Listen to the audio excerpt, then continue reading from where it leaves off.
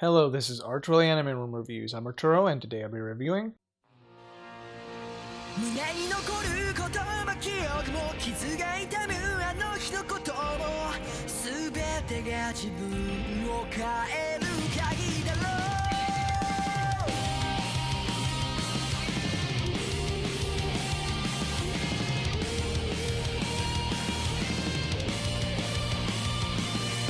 う。D.Gray-man Hallow this series finally came back after like a decade from the original that started in 2006.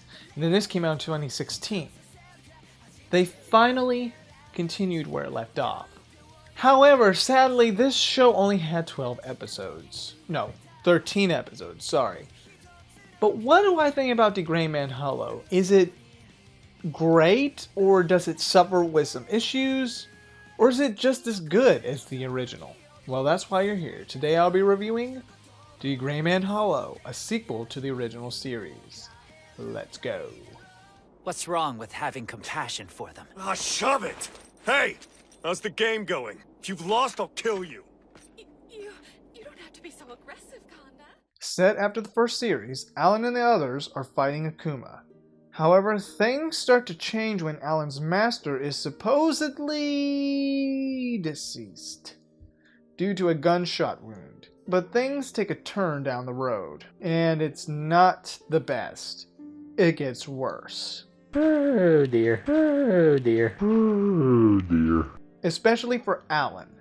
While they will get new characters to join their order, more mystery about the Black Order's top secret experiments for this holy war against the Akuma will soon be revealed, and the Noah's plan along with the Millennium Earl's goal for what lies within Alan Walker.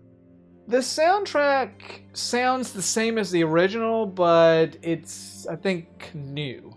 It's new. But it's still good and touching moments. It's just as good as the original soundtrack from the original show. And the opening's really great, and the ending's really impactful and great. It kind of touches with the characters. That's how I felt about it. The animation, obviously, the show looks very beautiful and nice. I can say that. The animation's smooth, the battle scenes are very good, though I can say the art style does look a bit different for the characters compared to the original, but still great and shiny. Now, we know the characters from the original show, if you watch the original. We do get at least a few more new characters along with one that did appear in the original, but not until towards the end. We also get new villains as well. But here are like the new ones. There's the Third Exorcist, Timothy, and the Noahs, Wisely, Shirley, Idala, and whatever this name is. Timothy is a whiny kid who at first was a thief, but now works for the Black Order due to Alan, Conda, and the others saving his orphanage. Wisely and Shirley, we get more of them and their personality than the others, which we see how they act and how they do things during their scenes just to win or give hell to the good guys. The Third Exorcist, well, we get a bit of their backstory, but not as much. Maybe just 3 or 2 of them, but the others not really. Not much, like, I guess you could say interactions or anything. They're just half Akuma, half human, and not much else except for their past with Howard. And speaking of Howard, besides him showing up in the original, basically near the end of D.Gray-man, we get more of him and how he feels towards everyone else, especially Alan, due to the fact that he has to keep a watch over him. The reasons, if you watched the original towards the end, you would understand why he's doing this. Conda gets more of a backstory that was not really explained in the original for his character. And oh my gosh, when you get to his parts and his backstory, yeah, his parts go places. It gets to the point where it's very bizarre. And his connection to this character, Alma, which, yeah, I can say I won't spoil it, but be prepared for the bizarre stuff, like Inuyasha Bizarre, if you know what I mean. Old characters from the original return, like Lena Lee's brother, the crew, Exorcist, along with new faces. As for my enjoyment for D.Gray-man Hallow, while I watched Hallow, I really liked the fact that this series came back in the first place. Enjoyed it, especially with the characters, obviously, but I feel like it got a little bit bizarre. While I can put up with weirdness like Full Metal, Inuyasha, okay, not Evangelion. Yeah, I don't know how people are going to feel about it. It did get weird. But then again, well, there's The Thing, which was bizarre. It was mostly Kanda's part, his story. But what I loved about the show is the characters, and especially near the end, with the characters struggling and fighting for trust for one character, which I won't go into detail. And it did get to the point where I was thinking, who's really on the right of this whole conflict? I wasn't sure who was right, or what is the truth, or the true sense for the Noah, or the Exorcist, and how humanity acts when they're desperate. There are very impactful moments, that is for sure. It did suffer with some issues, but not enough to keep me away from the series. It still kept me intrigued. The story does get a bit complex. Maybe that middle point. The very sad part is that, like the original that ended in a cliffhanger, this too ends in a cliffhanger. And I hate that. The ending is very impactful, but it's more like there could possibly be another season.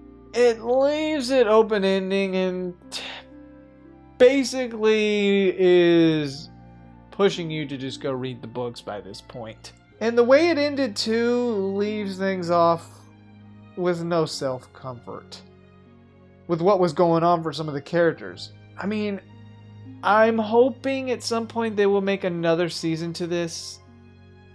But for now, we're left with this cliffhanger ending. We could go back and read the books, but I'm just hoping that they make another anime. Because I want to see. I want to watch it. I want to see what happens with Alan and his friends and what happened just before the end. Finn, cliffhanger. I still want to see their journey and what's going to happen at the end. That's the issue. I want to see more of it. But they just concluded it like that. You are not just some replacement pianist as decreed by the 14th. You are in fact the 14th himself, aren't you? D.Gray-man Hallow, I love the fact that they continued it. But it ends with no guarantee of a season. Maybe, but I feel like they may have just closed it. By this point, as of this review, we don't know yet. I'm hoping that they will continue D.Gray-man. I mean, obviously they have to, after leaving it like this. I loved the fact that we got to see these characters again. And we got to see what they were doing after everything that happened in the original. They improved. They show what they're doing now to just end this war with the Akuma. It did get a little bit bizarre with Kanda's past, and yeah, and the thing is, the Noahs and their goal, they explained so much stuff. However, though, I still liked D.Gray-man Hallow, and especially the music really impacts you with this emotion, and the characters too. I love the characters in this series. Overall, I will give D.Gray-man Hallow an 8 out of 10. It is great because I still love this show. This series, I mean, in general. But with its issues, yeah, it's there, but you know, it's kind of the Inuyasha level. I still love this series. Hopefully they will continue the story and make another anime for this series. I am just crossing my fingers and hope as of this review. As for my recommendation, there's really nothing else about D.Gray-man except if you want to read the mangas. That's about it. By this point, they're kind of just promoting the manga. Well, this is Arturelia Anime Room Reviews signing off.